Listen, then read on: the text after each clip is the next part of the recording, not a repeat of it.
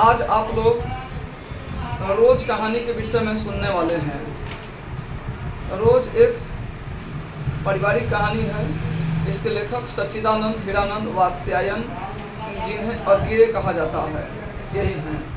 इनका जन्म 7 मार्च 1911 को कसया कुशीनगर उत्तर प्रदेश में हुआ था। पिताजी का नाम हीरानंद शास्त्री और माताजी का नाम जयंती देवी था। इन्होंने प्रारंभिक शुरुआती दिनों से ही हिंदी, संस्कृत, फारसी और अंग्रेजी जैसे विभिन्न भारतीय भाषाओं की शिक्षा प्राप्त की। आगे चलकर इन्होंने तार सप्तक नामक एक प्रमुख ग्रंथ लिखा। इन्हें प्रपद्यवाद या प्रयोगवाद के जनक के रूप में जाना जाता है। अर्थात शिक्षा का उद्देश्य प्रतिष्ठा नहीं, शिक्षा का उद्देश्य धन कमाना होना चाहिए। तार सप्तक में 7 साहित्यकारों की सूची एक साथ वर्णन किए जाएंगे। उनका प्रचार अगर लेखक अज्ञेय करते हैं, वे सभी लोग मिलकर भी इनके किताबों का प्रचार करेंगे। इस प्रकार से इन्होंने अपना व्यापक व्यापारिक प्रसार फैलाया।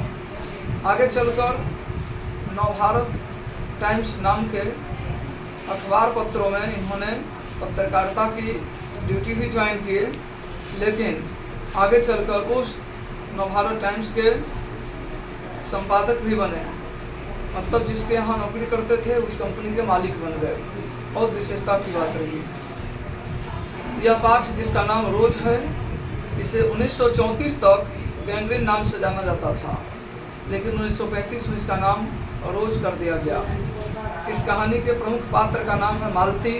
लेखक के दूर के रिश्तेदार की बहन लगती है, लेकिन उससे मित्रवत व्यवहार के कारण उसे सखा कहना ही अधिक अच्छा लगता है। लेखक उसी के यहाँ रहते थे, साथ साथ पढ़ना लिखना खेलना चलना रहा। जो ही मालती बड़ी हो गई, उसकी शादी तो हो गई, लेकिन लेखक को कोई आमंत्रण नहीं मिला। फिर भी इन्हें काफ़ी संवेदना और लगाव था। इस कारण से 4 साल के बाद में उसके यहाँ जाने के लिए मन प्लानिंग करते पहुँचे। 4 साल के बाद में 18 मील पैदल चलकर दोपहर में पहुँचते हैं। मालती के पति का नाम डॉक्टर महेश्वर है, जो गैंग्रीन नाम की बीमारी का इलाज करते हैं। उनका डिस्पेंसरी उत्तर प्रदेश में है। आज भी दोपहर में मालती के घर के दरवाजे पर जब लेखक गया तो एकदम शांत वातावरण ऐसे था जैसे लग रहा था कि आज शाम की छाया मंडरा रही है। घर में कोई जान नहीं है, बड़ा उदासीन प्रवृत्ति का आंगन है। मालती अब पहले की तरह उड़ती चिड़िया की तरह चंचल बालिका नहीं रही। अब वह भी 100 समस्याओं से दबी कुचली नारी की तरह बहुत बोझिल भाव में रहने लगी है। लेखक को आने के साथ ही उसके चेहरे पर बड़ा खुशहाली छाया। कुछ देर के बाद में डॉक्टर महेश्वर का डिस्पेंसरी से लौटना होता है। दरवाजा जब एक बार खटखटाए, मालती नहीं सुन पाई या अनसुना कर दी। दूसरी बार दरवाज़ा खटखटाने पर मालती जाती है, उन्हें बुलाकर लाती है और अपने भाई अज्ञेय से परिचय कराती है। फिर कुछ देर के बाद में जलपान हुआ। डॉक्टर साहब, लेखक महोदय में बातचीत हो रही थी, इस टाइम से आपकी फुर्सत हो गई क्या? तो नहीं, फिर से आज हमें अस्पताल में जाना है। आज एक व्यक्ति का रेफर करके आ रहा हूँ और एक तो ऐसा व्यक्ति घायल है, घाव के कारण लगता जैसे उसको पैर काट कर ही ऑपरेशन करना पड़ेगा। मालती इस बात से थोड़ा मजाक मुद्रा में अपने भाई से वर्णन भी करती है कि ये डॉक्टरों की नौकरी है कि जब देखे तो अस्पताल के प्रबंधन का वर्णन घर पर भी चलता रहता है। इस प्रकार से सुनाई दे रहा सभी को, आपको सुनाई दे रहा है। तो इस प्रकार से लेखक के यहाँ मालती का रुकना हुआ। उसके बाद में शाम को खाते समय आम लेकर के आए थे डॉक्टर साहब। उनका बेटा एक था डॉक्टर मालती के, जिसका नाम टीटी था। उसकी प्रवृत्ति थी या तो सोता है या रोता है। तो अब बेटा जाग गया शाम के समय, पलंग से गिर गया था, सिर में चोट लगा था। उसी क्रम में लेखक अपने गोद में लेते, लेकिन उठ नहीं पाया। मालती पुनः उसे खिला पिलाकर सुला देती है।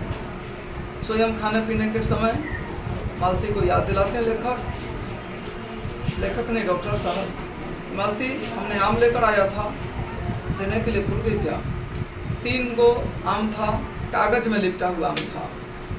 तो आम को धोने काटने से पहले कागज को इस प्रकार से दोनों पृष्ठों को पढ़ रही थी जिससे लग रहा था कि बहुत दिनों से पढ़ने की जिज्ञासा थी, लेकिन कोई किताब, कॉपी, मनोरंजन के साधन आदि नहीं मिल पाते हैं। इस बोझिल भाव से और उसके चेहरे के हाव भाव को देखते हुए लेखक को लग रहा था कि मुझे इस मोहन मालती के लिए कुछ किताबें अवश्य भेजनी चाहिए।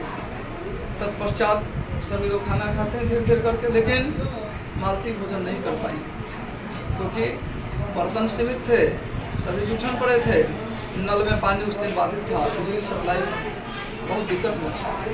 इसीलिए 11 बजे रात को नल आता है, पानी से बर्तन धोती, खंगालती, खा पी कर सो जाती, सुबह पुनः फिर से 3 से 4 बजे तक जाग जाती है और सारा दिन काम धाम करते रहती है। आते समय लेखक ने वादा किया था कि वह तुम्हारे लिए मैं कुछ हिंदी की किताबें जरूर भेंट करूँगा, तुम उसे पढ़ना और मनोरंजन का लाभ उठाना।